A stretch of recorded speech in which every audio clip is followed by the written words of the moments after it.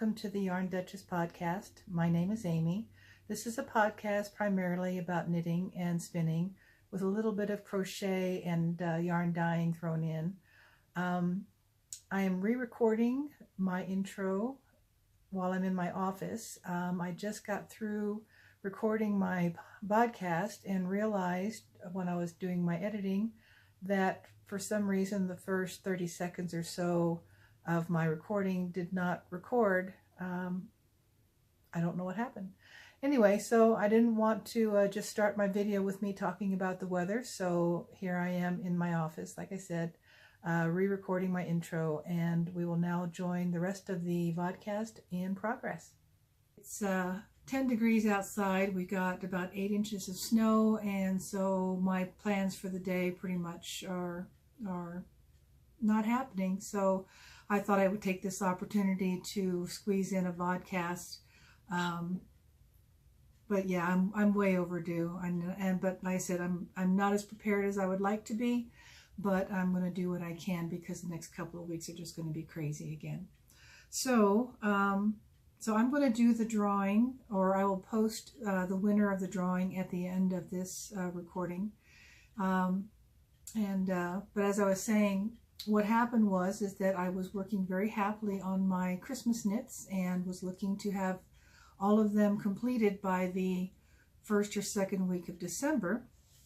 And then I was doing so well, I thought when the opportunity came up to do a test knit, I thought, yeah, I'm going to do that. It was going to start on December, I think the 15th, and finish on January 15th. And I thought, okay, I can do that. And it was a test knit by a fairly new designer, at least new to me. I had recently purchased one of her sweater designs, and then I saw that she had put out a call for a test knit on this gorgeous sweater, which, like I said, not being prepared, I cannot recall the name of the pattern, but I will put that up for you at the bottom of the screen.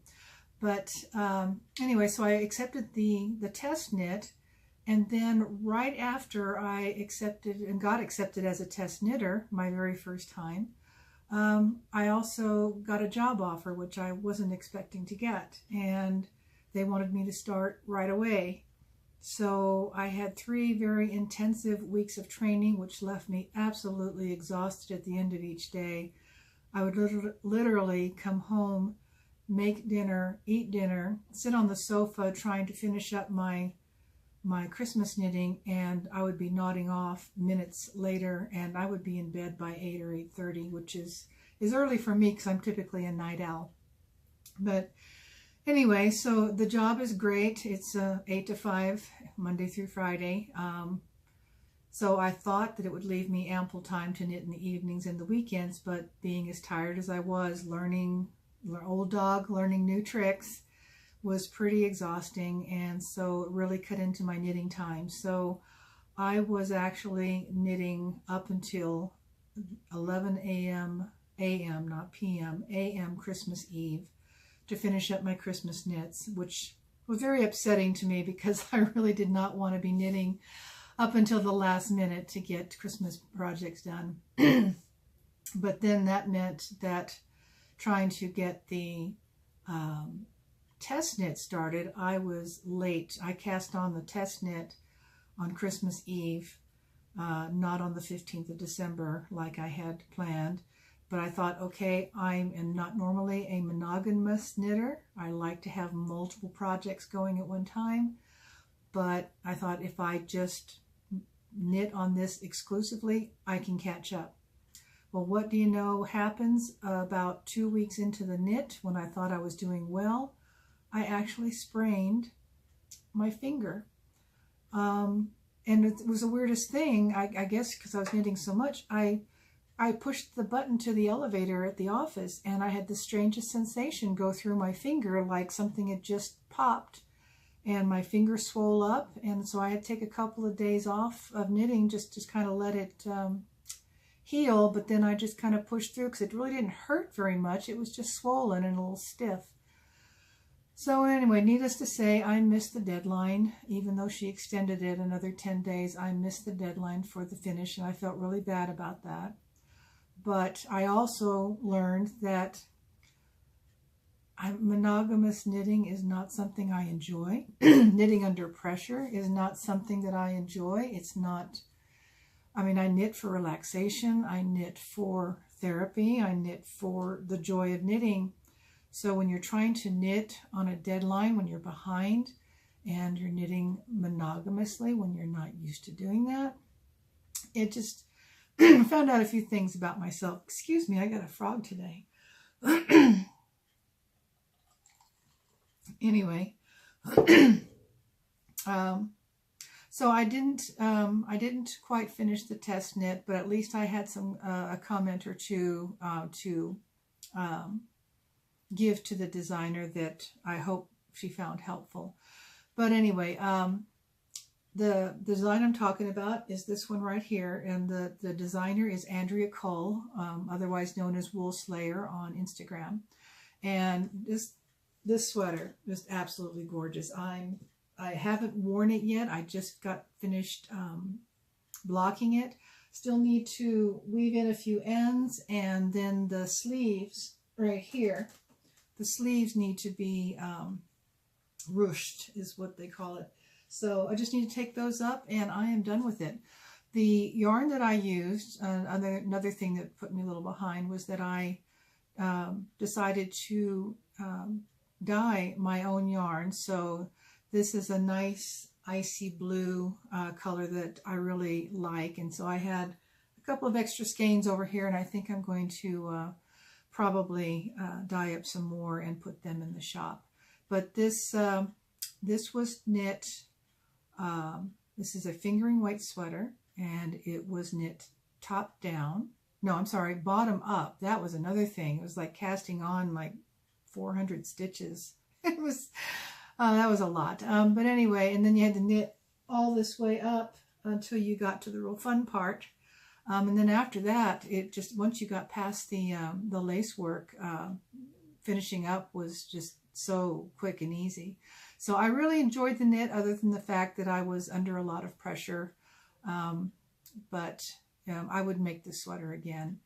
It's really beautiful design and very elegant. Like I said, it's a fingering weight yarn, and I knit the size 40-inch bust. So that took me almost 2 full skeins. I have probably about maybe 10 grams of yarn left over, but I still have to do the ruching, so that probably used up pretty much most of the yarn. So anyway, so that's my first finished object of the year.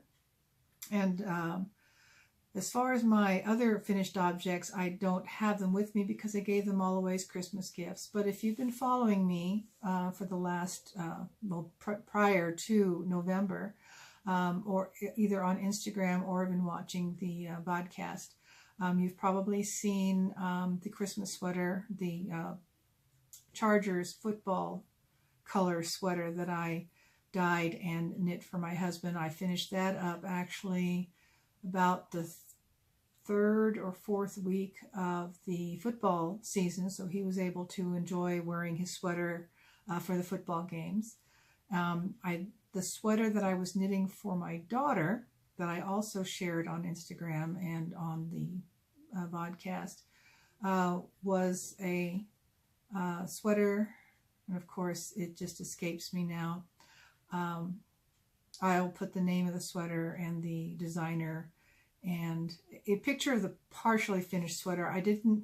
That was one of the projects that I was working on up until 11 o'clock on Christmas Eve morning, and I ended up blocking it in the bathroom next to the bedroom that she was staying in when she stayed overnight for Christmas.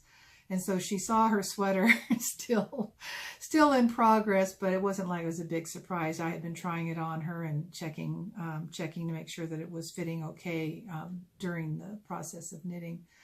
But that was kind of a disappointment in that she she doesn't feel like she can wear the sweater, partially because when I had her try it on, she had a t-shirt on with, short sleeves, and it was a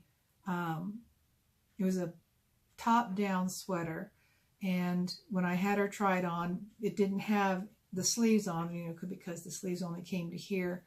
And then when I divided for the sleeves, and so she tried on the body at several points, and it was fine.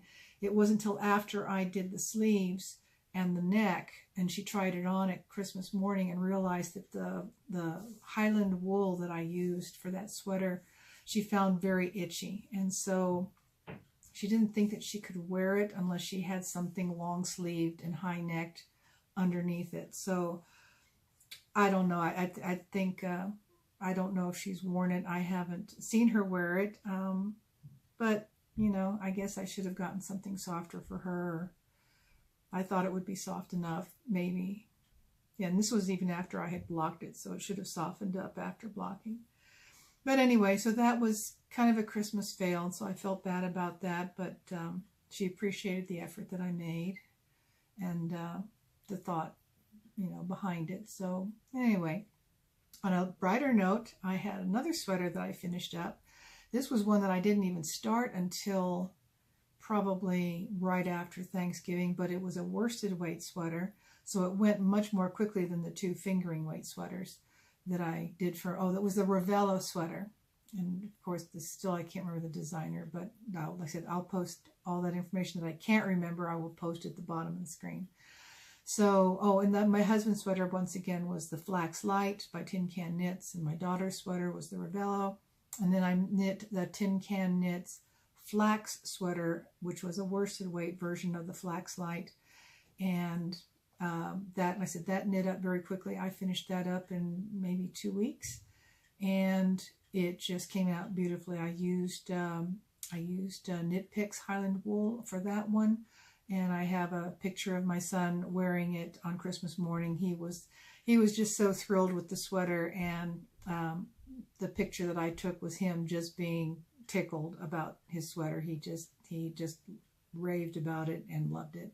So that kind of made up for my daughter not liking hers. My husband loved his sweater, so 2 out of 3 ain't bad, right? So and like I said, I'll post a picture of that one. And then the other finished projects I had were all socks that you have probably seen in previous episodes if you watched them, and also on Instagram. But I think what I'll do is, since I'll do like a montage of the pictures, I will try to insert pictures, on the screen while I'm talking about them now, but being still a novice at editing, I may not be able to do that, and so I may just do a montage of all the Christmas knits at the end of this podcast. So I think as far as Christmas gifts go and my test knit goes, that is all I have for finished objects, except for, I think I had mentioned, I'm a big sock fanatic, and I love Zauberball for socks, and so I finished these. Let me see if I can, there we go. So I finished a pair of these Zauberball, and I just love these autumn colors. So these are a pair of socks that I made for myself. This again is my toe up. This is a 3x1 rib, and with German short row heel, and I did the contrasting heel and toe. And so another one of my favorite dyers is the Apothecary, and I had picked up some double knit sock blanks at the Estes Park Wolf Market last year, and this was what was left of the sock blank that I picked up, and I just thought that was really an interesting way of dyeing, and this is the way the socks came up. So really happy with the way those came out. So love the speckles. So that was my first, did I say? Okay, these were just normal. No, I did both of these were my were toe up, my first toe up 2 at a time knits. So two pairs of socks done. Finished these up right after I finished the sweater, the test knit sweater. So that's it for finished objects. The next thing I have is a few more gifts, actually. I cast on some, what is this? It's not a sum, it's a knit. This is the Sockhead Hat, and this is actually being knit out of a heavier fingering weight yarn. It's a little bit thicker than your normal sock yarn, so it's knitting up rather densely, although I am knitting it on the recommended size needles for the pattern. So it's a rather thick fabric. The yarn is Shopple yarn, and it's 100% merino wool. There's no nylon in it. This label is a little hard to read because it's on this funny filmy plastic. But anyway, it's another Zauberball or Shopple yarn. But I just love the spring colors, the way it's knitting up. And I'm knitting this up for a friend. So anyway, so that's almost done. I should have that done in a few days. And then another gift is for another friend, and she wanted something pink. So I said, well, I don't have the sock yarn and she wanted socks, and she wanted shorty socks. And I said, I don't have anything that's just pink yarn, pink sock yarn, but I do have this. And she goes, oh, I love that. I'll take that. So I'm knitting up. This is how it's knitting up. I'm doing this one one at a time, and it's a toe up again with the German short row heel. And I'm already at the cuff, the 2x2 rib cuff. So I'll be binding this off today. So that's pretty much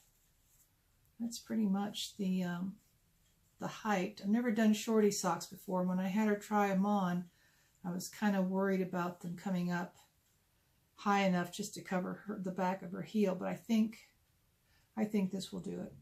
So anyway, so I'll be starting the second sock today because, like I said, multiple project knitter. I just can't do one. Let me see. Oh, and then I have another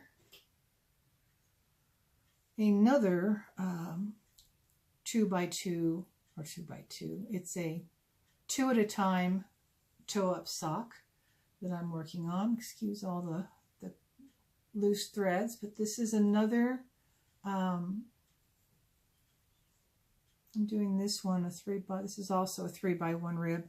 This is another Apothecary sock blank that I picked up at the Estes Park Wool Market. So it's got basically red on one side that goes into a orange yellow and then fades into a cream or a white with flecks of the black all through it. And I really wasn't expecting to come to see a stripe pattern, but I guess that's what you get when you dye your sock blanks like this. So once again, this is a double knit, which means that you have two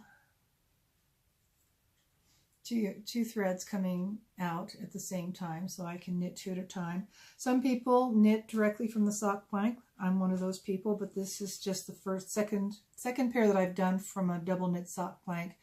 Some people prefer to take the sock blank apart and then knit either separately or together, but not having them in the blank like this. But I like this.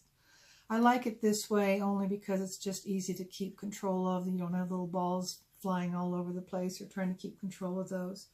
So that's my third work in progress. And then my fourth work in progress is one that I've been working on for a while, and this is a spring sweater. This is it's called the Beekeeper Cardigan. So I think I'm maybe just maybe another 4 or 5 inches away from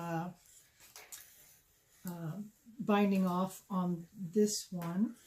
I like the pattern is that this side here looks like little bees, and on the inside, the wrong side, it looks like a honeycomb.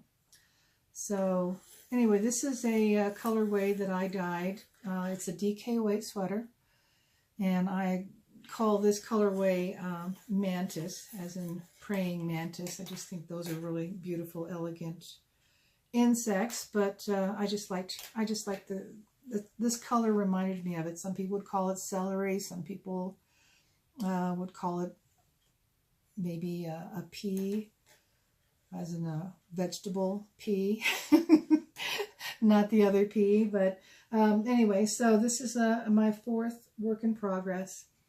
And let me think, what else do I have? I am casting on another sweater, but I literally just cast it on, so it's not really worth talking about, but I'll probably have it ready to show some progress on my next vodcast. Speaking of my next vodcast, with my new job, it leaves me a lot less time for knitting and doing other things that I wanted to do. So, and I just feel terrible when I say I'm going to record again in 2 weeks or a month, and then months go by and then I don't. So I'm not going to promise anything. So if you want to come back, if you enjoyed watching this and you want to watch the next podcast that comes out, just hit the subscribe button, and then there's a little bell next to the side of that's for notifications, and it will let you know when I've uploaded another podcast. So anyway, I have a few more things to talk about, and then I will post the winner of the drawing. And if I haven't already posted pictures of the projects I was talking about earlier, I will also add that video to the end of this podcast. So, yeah, that's all I have for right now. I'm going to edit this part out. So, the reason I'm hesitating if I don't edit this part out is that I only have 30 minutes. My phone only allows me to record for 30 minutes before it shuts off. So I need to take a artificial break and then start recording again. So that's what I'm going to do right now. Okay, so one of the last things that I want to talk about today is a trip that I didn't get to go on, but my husband and my daughter went on. And it was one of those things where my husband travels internationally a lot, and someday I hope to get to do some of that traveling with him. But this was a time that I suggested to him that maybe he should take our daughter. He had been promising her since high school that he would take her to London the next time he went. And I just reminded him that he had yet to take her, and she graduated high school 10 years ago. So, yeah, so he invited her to go, and she was absolutely through the moon, or over the moon, about that. So she asked me what she could bring me back from England, and I said, yarn, duh. And the problem with having people who don't know nothing about yarn is trying to help them know what to buy you. And so if you watched one of my earlier podcasts, my youngest son had gone to Japan, and I had asked him to do the same thing, and he brought me back some Noro yarn.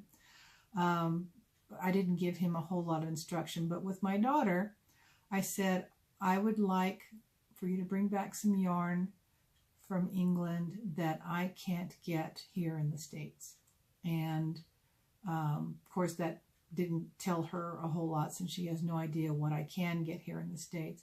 But I told her, just find a yarn, a sock yarn, because she wanted me to make her some more socks. She loved her Christmas socks.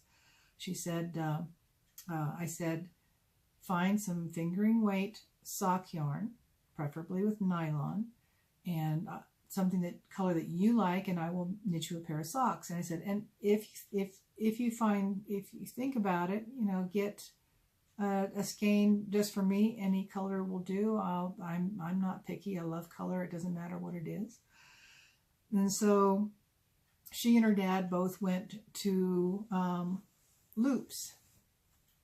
So if you can see, so I got this Loops London gorgeous knitting supplies, and they texted me some pictures of the yarn as they were finding them, asking them what I thought. So, you know, of course, I'm not going to sit there when they're texting me these pictures of yarn saying, oh, I don't like that one, or ooh, not that one. So I just said I loved all of them. And so what they do, they bought all of them. So can't complain. So the ones my husband got was the Uncommon Thread Tough Sock. So this is one of the colors that he picked out. This is it's a Blue Face Luster, which is 20% nylon, which is a perfect sock yarn. And I'm trying to see, where's my glasses? The color on this one is called Nutcracker. And then, Nutcracker. And then this one is another Uncommon Thread, the same type of yarn, and it's called Fern. And then he also surprised me because this is not one he took a picture of. This one is Eden Cottage Yarns, and this is a 4-ply. Colorway is Hyssop or Hyssop, and it is 80% merino, 10% cashmere, and 10% nylon. So even with the nylon, I don't know if I would make socks out of this because it's so nice and soft and this beautiful shade of blue. And I wish I had more than one skein. I would make a sweater out of this, but really appreciated the surprise on the yarn that he purchased. Now my daughter had shown me these yarns all in a bunch like this, and I was like, ooh, and she goes, which one do you like? And I said, all of them. And I said, but that middle one, and I can't remember which one was in the middle when she actually showed on her picture, but I said that middle one looks like it's a single ply. And I said, I can't make a sock out of a single ply, but I can make a shawl. And so she ended up getting all 3 of the yarns. Let me see here. So these are all 3 King, I think it's King, the Q-I-N-G, King Fiber. And let me see here, they're all single ply. This is a merino single. It's really hard to read this label. This gray color with the light print is really hard to read. But this is, okay, so this color is called Hurricane. And then this one is called Cha-Ching. Cha-Ching. And then this one is called Rambutan. So anyway, I said all 3 of them are single ply, so I'm going to try to incorporate these into a shawl probably, since, or maybe some sort of a fade. But anyway, so I got King Fibers, and I have the Uncommon Thread and Eden Cottage yarn. So I'm really, really happy with my yarn haul from England. Wasn't expecting to get 6 skeins of yarn, but I'm not complaining. Anyway, other than that, I just got a bunch of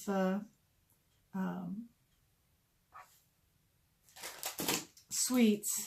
They brought me back some digestives, and some other chocolates that I really don't need, but I will eat every one of them. Maybe I'll share a couple. I don't know. I'll have to think about it.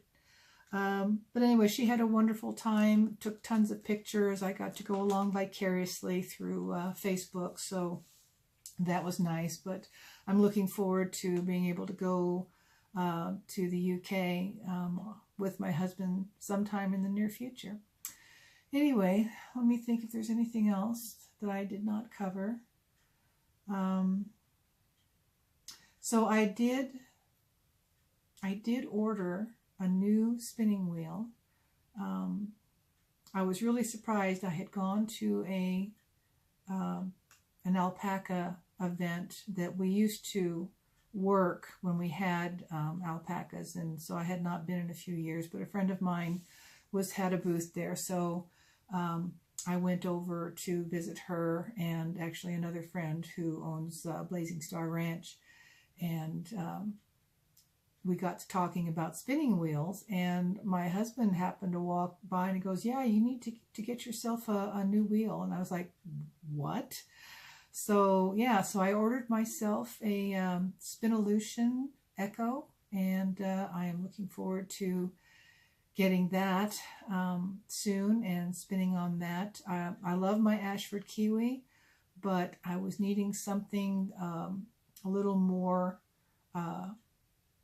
higher production, I guess is the best way to state it. And I just wanted a prettier wheel. I don't know if you've ever seen the Echo with the engraving on it, on the wheel, but I just wanted to have a pretty wheel. So that's my early birthday, Mother's Day, Christmas present for this year anyway. So anyway, so hopefully next time when I see you or you see me, I will be able to show you my wheel, and hopefully we'll have started weaving. And also too, something I've been wanting to do for a long time, I'll just bring it up since it's right here in front of me. Couple things, trying out some new fibers. I'm going to be working on making some bats. But what I have here in these little bags is chinchilla fiber. My husband picked up a couple of chinchillas last year, and they're just the cutest little funny things. I call them the Bickersons because they do fight a lot. It's a male and female. They're both fixed, but they do tend to get on each other's nerves every once in a while. But this is the fiber that I've been picking up. I mean, I literally just pick it up off in clumps out of the cage. They shed periodically, so there's no combing or shaving or anything like that involved. It's just picking up what they slept off. So right now I've got a baggie and maybe a quarter, and I'll try to incorporate some of that, trying to decide what ratios and what fibers I want to mix those with. And another fiber that I'm going to be working with is cotton.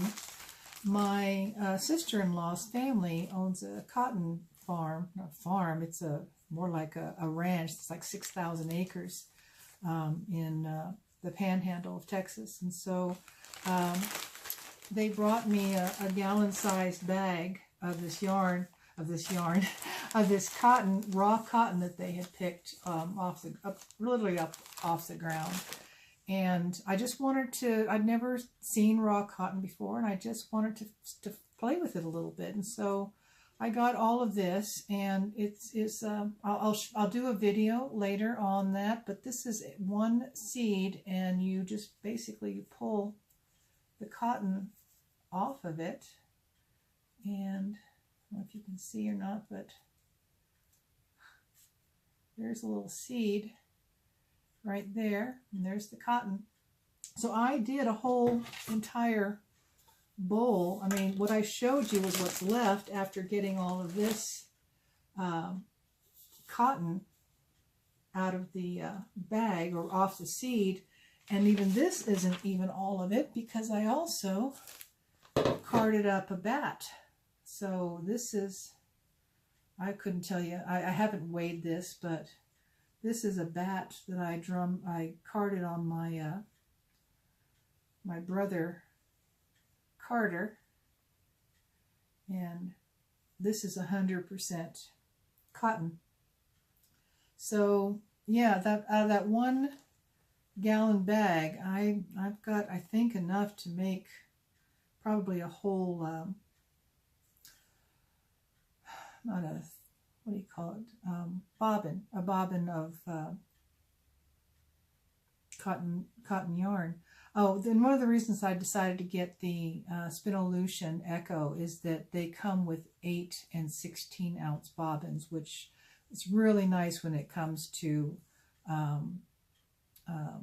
plying yarn, because when I have 2 4-ounce braids and my Ashford holds, I think there's 6 ounce bobbins, so I can put 4 ounces of each braid on 2 bobbins, but then when I ply them, then I have 8 ounces and it doesn't fit on a 6 ounce bobbin. So the Spinolution will be great for plying that amount of fiber or yarn without having to break it and start a new bobbin. So anyway, so I'm going to be playing with my cotton and my chinchilla and some other fibers over this next year. So I will share all of those adventures with you if you're interested in hearing about them.